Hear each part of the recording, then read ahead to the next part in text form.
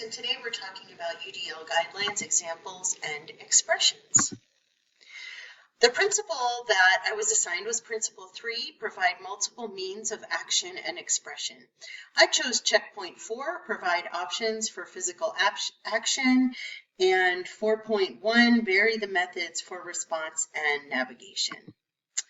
The relationship between the checkpoint physical action, specifically varying the methods for response and navigation, and the principle of providing multiple means of action and expression is that students can have differing needs in engaging with content and responding to it. These strategies work in my current position as an online educator by allowing students to respond to content in their own way.